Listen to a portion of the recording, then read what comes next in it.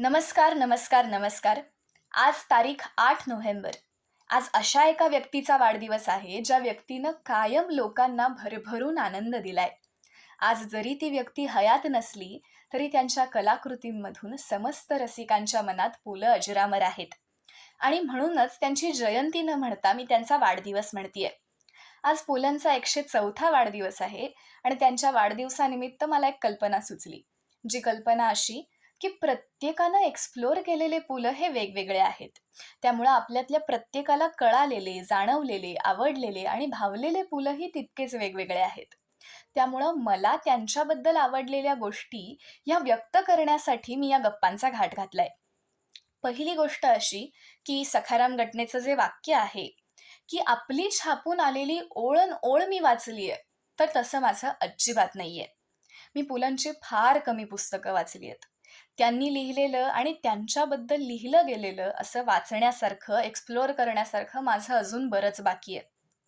पण तरीही मी जे काही वाचलंय, ऐकलंय, त्यातूनही पुलंबद्दल प्रचंड प्रेम आणि कुतूहल माझ्या मनात निर्माण झालंय. मी जेव्हा पहिल्यांदा पुलं वाचले आणि जेव्हा रिसेंटली पुलं वाचले, तर या दोन्हीच्यामध्ये माझी बुद्धी आणि विनोदबुद्धी या दोन्ही गोष्टी बऱ्याच अंशी डेव्हलप झाल्या आहेत. त्यामुळं पहिल्यांदा वाचल्यावर कळालेले पुलं आणि रिसेंटली वाचल्यावर भावलेले पुलं यामध्ये बराच फरक आहे. त्यांची मी ऐकलेली पहिली कलाकृती म्हणजे सखाराम घटने, जे मला प्रचंड हसवून गेलं. आणि आत्ता रिसेंटली ऐकलेली कलाकृती म्हणजे रावसाहेब, जे मला एक वेगळंच समाधान आणि आनंद देऊन गेलं. म्हणजे रावसाहेब ऐकत असताना शेवटी अगदी माझ्या डोळ्यात पाणी आलं होतं. वास्तविक पाहता पुलंच्या आयुष्यात घडलेल्या कोणत्याही घटना, त्यांच्या आयुष्यातली कोणतीही व्यक्ती, इनफॅक्ट पु. ल. स्वतः ह्यांच्याशी माझा कधीही प्रत्यक्ष संबंध आलेला नाहीये.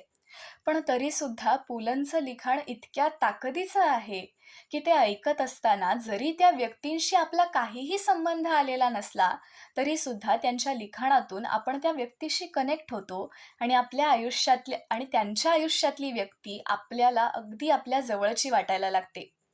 बरं, पुलंचं लिखाण आवडायला काळाचं, वयाचं, पिढीचं कोणतंही बंधन नाहीये. कारण जे त्यांनी काही दशकांपूर्वी लिहून ठेवलंय, ते आमच्या पिढीला सुद्धा आजही तितकंच हवं-हवंसं आणि रिलेटेबल वाटतं. मग ह्यामागे काय कारण असेल? तर पुलंचं एक वाक्य असं आहे, की एखाद्या माणसाशी आपली वेव्हलेंथ का जुळावी आणि का जुळू नये, ह्याला काही कारण नसतं. हे वाक्य ऐकल्यावर माझ्या डोक्यात पहिली गोष्ट कोणती आली असेल, तर वाइब मॅच होणं.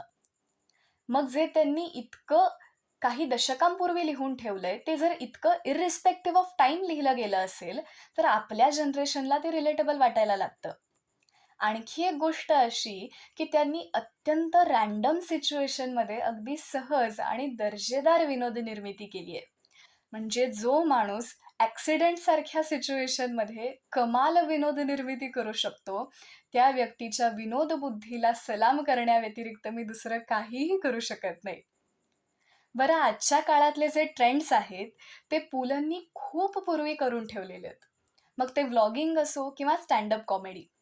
आणि म्हणूनच त्यांचे क्रिएशन्स आणि त्यांच्या क्रिएशन्समधून मिळणारा आनंद हा इर्रिस्पेक्टिव्ह ऑफ टाईम आहे. लिखाणाव्यतिरिक्त त्यांच्या बऱ्याच गोष्टी इंटरेस्टिंग आहेत. मग स्वभाव असो, पर्सनॅलिटी असो, वे ऑफ लिव्हिंग असो, म्हणजे ते तासनतास गप्पांच्या मैफिली रंगवायचे, हे माझ्यासारख्या गप्पिष्ट लोकांसाठी प्रचंड फॅसिनेटिंग आहे. माझ्यातल्या सार्कॅझमवर बऱ्याच अंशी पुलंचा प्रभाव पडलेला आहे. बरं, ह्या सगळ्याबद्दल बोलताना एक स्पेशल मेन्शन म्हणजे पुलंच्या आयुष्यावर आधारित एक फिल्म, ती म्हणजे भाई व्यक्ती की वल्ली. हा माझा अत्यंत आवडता चित्रपट आहे.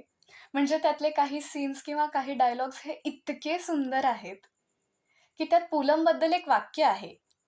ते असं, की हा मुलगा जन्मभर त्याला आनंद मिळेल तेच करणार आहे आणि इतरांनाही आनंद देणार आहे. आणि पुलंनी एक्झॅक्टली हेच केलंय. आणखी एक आनंदाबद्दलचं फार सुंदर वाक्य आहे आणि ते माझ्या विशेष आवडीचं आहे. ते वाक्य असं, की आपल्या प्रत्येकाच्या वाट्याला दुःखाचा आणि आनंदाचा एक ठराविक कोटा असतो. त्यातला दुःखाचा कोटा लवकरात लवकर संपवून टाकावा. म्हणजे मग उरतो तो फक्त आनंद. खरं तर माझ्या आजपर्यंतच्या छोट्याशा आयुष्यातली सगळ्यात मोठी खंत ही आहे, की मी पुलंना प्रत्यक्ष पाहिलं नाही. मला त्यांचा सहवास लाभला नाही आणि सगळ्यात महत्त्वाचं म्हणजे मी त्यांच्या काळात जन्मले नाही. कारण मला त्यांच्यासारखं आयुष्य जगायला प्रचंड आवडलं असतं आणि ते फक्त त्यांच्या काळातच शक्य होतं. कारण आजचा काळ हा इतका गडबड, गोंधळ, धावपळीने वेढलेला आहे ना, की थोडंसं थांबून एखाद्या क्षणाचा मनसोक्त आनंद लुटणं हे प्रत्येक वेळी शक्य होत नाही.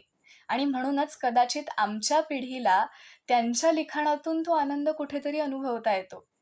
म्हणजे पुलंनी आयुष्यातल्या प्रत्येक क्षणाचा मनमुराद आनंद लुटलाय आणि त्यातून त्यांच्याकडे गोळा झालेला जो आनंद आहे, तो असा त्यांनी मुक्त हस्ताने उधळलाय आणि आता आपण सगळे फक्त त्या आनंदाच्या गारा वेचत चाललोय. बाकी काही नाही.